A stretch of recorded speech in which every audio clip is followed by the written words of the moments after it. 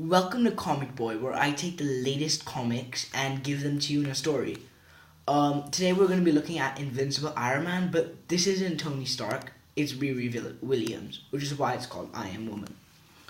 We open up with Riri's parents talking to the principal about why their daughter is causing such a commotion everywhere she goes. The principal then tells them she's a genius and she's acting out of boredom. She's smarter than them, but they're giving her Barbie dolls to play with.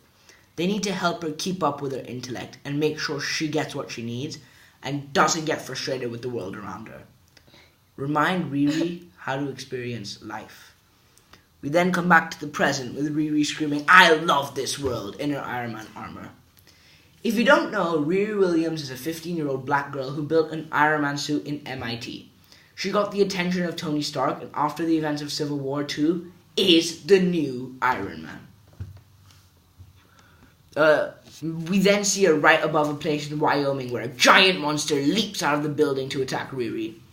We then see her trap the monster in a bubble before dozens of other ones come charging out of the building, with one woman at the center of it, Animax. Riri tells the computer inside the armor to search for everything on Animax as she punches a monster across the face.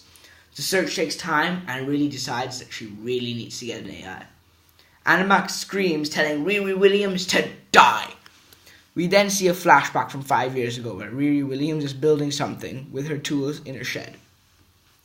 Her mother approaches her saying if she's eaten. She asks if breakfast is already over, and then her mom frowns saying that lunch is over.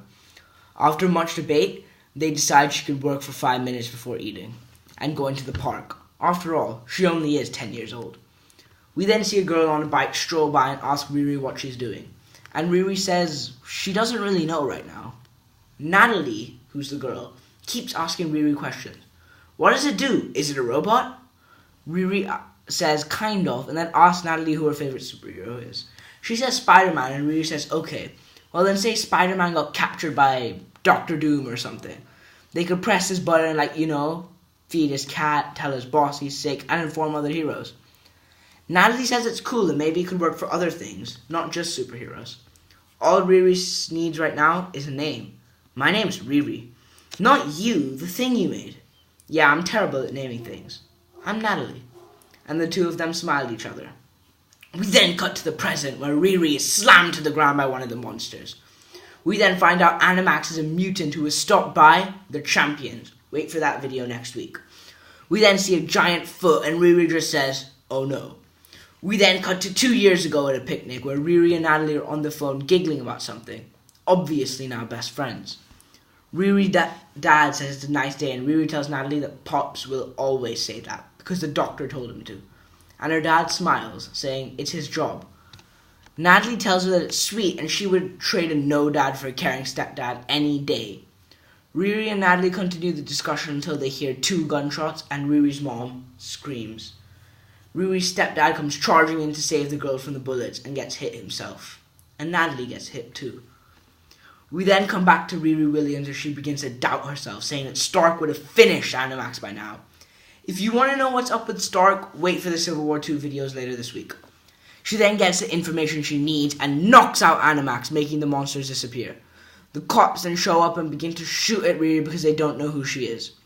Riri is confused and takes their guns before flying off in anger. We go back to Riri in the shed talking with her mom about her superhero day. It's at this moment a man in a suit and sunglasses pops up, drops a box to Riri, and goes off. Riri opens the box despite her mom telling her it could be a bomb. There's a big button that says push me, and Riri obviously pushes it. And that's when the AI Riri has been begging for is finally there, in the form of Tony Stark. Tony Stark talks about how he put his essence into an AI just in case he couldn't function anymore in real life. He also remembers how Riri didn't have an AI, so he thought, why not? We then open the next issue with a scene shortly after where Riri is training under Tony Stark by fighting different Iron Man suits. Riri asks if this is really necessary, and AI Tony tells her that she won her last few battles by luck. She needs to improve. As Riri wins and flies away, telling Tony she isn't that bad, she gets hit in the back and falls towards the sea. We then cut to a flashback of before the picnic where Natalie and Riri are talking about how the hell Natalie hasn't seen The Little Mermaid before. They also talk about Stevie, and Natalie asks if Riri can ask him to come to the picnic. Riri says she'll have her back if Stevie comes tomorrow, and when Natalie asks what Riri's building, Riri says she's making a rocket pack. I'm going to fly. We then cut to Riri falling into the water, and the Stark AI criticizing her multiple times. She then manages to gain her balance before another suit takes her down, taking her under the water. We then come back to 2 years ago, right after the picnic. Riri and her mom are in the hospital waiting for the news on her stepdad and Natalie. The doctor comes out and tells them he's dead. The mom bursts into tears, screaming, "Not again!" and Riri tells the doctor that this is her second husband. The first one died because of a gunshot too. She then asks about Natalie. The doctor says they need to wait for her family, but Riri runs off trying to find her. She enters a room with multiple patients in the corner. She sees a dead body of Natalie. She bursts into tears and gets dragged away from the room. We then jump to Riri training, still finding multiple Iron Man armors. She asks how almost killing her is helping her train, but when Stark just says, "Being a superhero is about life and death scenarios, and I'm not holding back."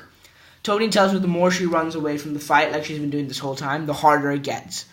Riri works out something and moves back, allowing all the suits to go in front of her. We then go back to past, where a detective is interviewing Riri and her mom. Riri stops the questioning and asks, "Why is Riri still alive?" The detective gets so comfortable and Riri continues to ask, "Why did they have to die?" We then jump to Riri in the present and Tony asks why she has to keep running. She says she wasn't. She was stalling before all the Iron Man suits fall, and she reveals that she hacked his systems.